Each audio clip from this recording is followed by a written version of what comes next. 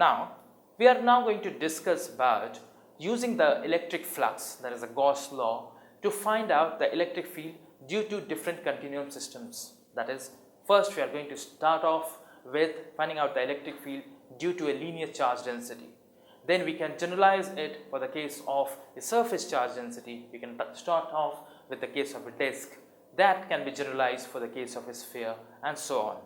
So stay tuned and understand it by using to find out what exactly is the electric field for different types of objects.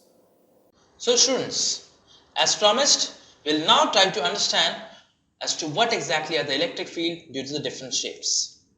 So to put it precisely, first of all, what we have is here we have an infinite line of a charge. Maybe this is not really looking good, but here if we just take an infinite line charge, so what we are going to do, we are going to encircle this with a circle. So if we do it, as we know, it's an infinite line of charge, so there is going to be a constant charge density, that is lambda.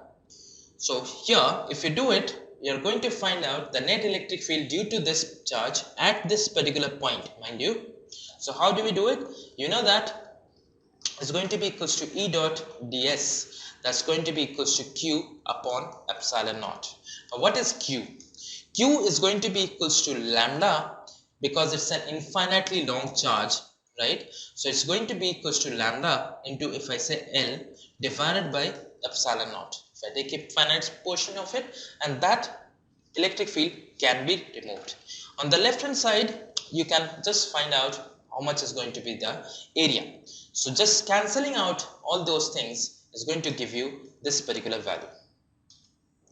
Moving on to the case of an infinite line of charge further. So here, just to explain that further, this is just an axial symmetry. So you put a Gaussian surface around it with a radius r. This length here of the Gaussian surface that I mentioned was equals to L. So this, in this way, what you try to do it further here is this, that, just a minute.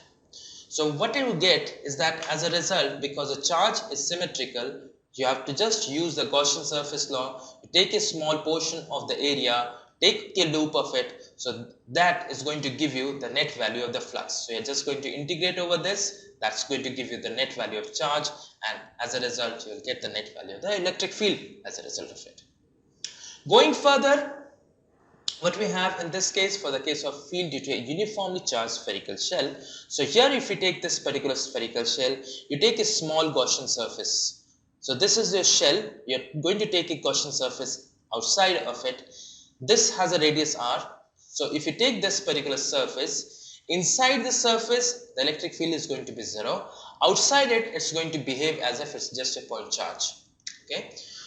This particular Gaussian surface is going to be having a surface charge density sigma, and using this you can find out the electric field. We found that the use of Gauss law actually makes our life very much easier when we try to understand about how to find out the electric field due to the different shapes. We saw that it became quite easy when we took the different shapes of the case of a sphere, of the case of a disk, whether inside the sphere, outside the sphere, and similarly for the case of a linear charge density at a particular point. It was just a matter of putting the different places in the integral that gave us the required result. So this was very, very useful for us. Now we'll go further and try to understand more about it and use the concept of electric dipole. So what does the name dipole stands for? Dipole is nothing but di means two, pole means two poles. So we are now going to introduce the concept of two poles and how that helps us further.